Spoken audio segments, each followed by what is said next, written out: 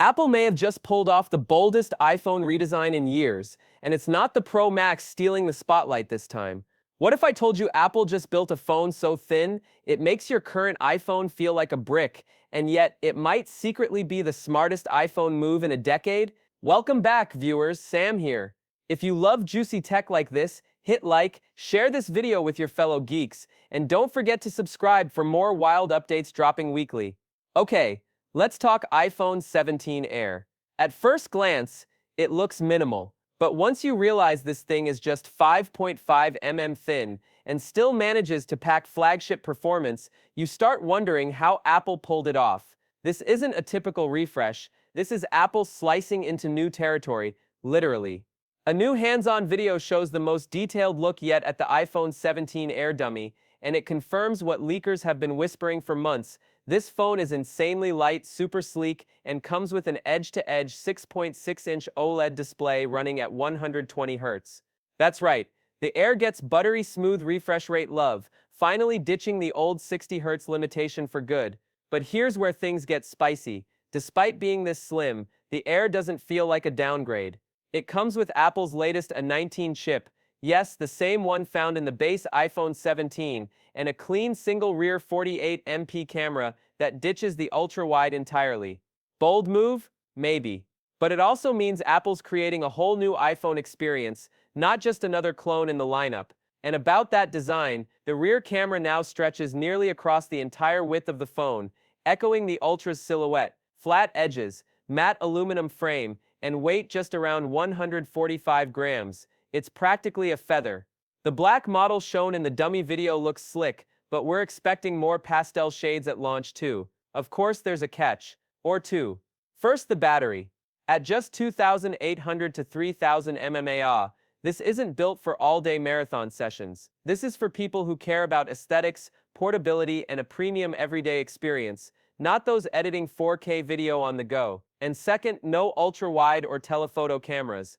Apple had to make room somewhere, and this is clearly a design-first phone.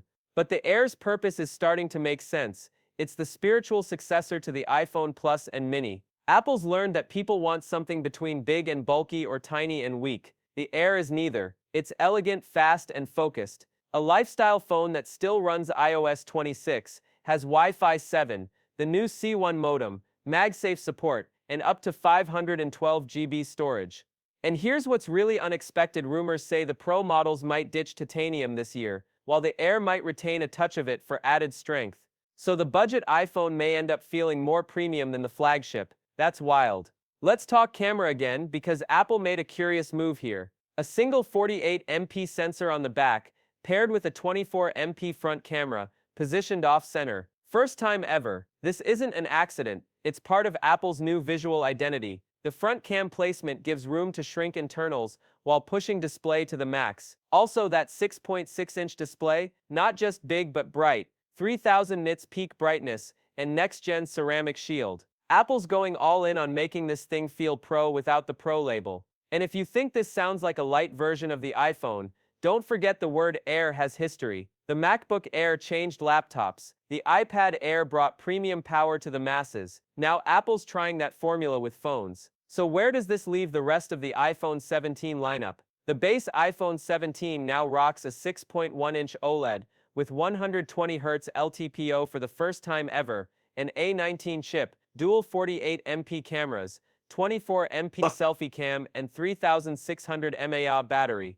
It's got flagship specs at $850. Pretty solid. Then the Air comes in around $950, with fewer cameras but more style and portability. For a lot of users, that balance is more practical than a bulky Pro Max. Then there's the Pro 6.3-inch screen, triple 48MP lenses, with LiDAR, A19 Pro chip, and 12 GB RAM. It's expected to land around $1,150. And finally the Ultra, 6.9 inches of high-end insanity, same camera stack as the Pro, a 4,700 mAh battery, and an estimated $1,250 price tag. But here's my take. The iPhone 17 Air might end up being the most talked about iPhone this year, not because it's the best on paper, but because it changes the game. It's daring, it's refined, and it gives Apple a sleek new identity that feels less Pro Max overload.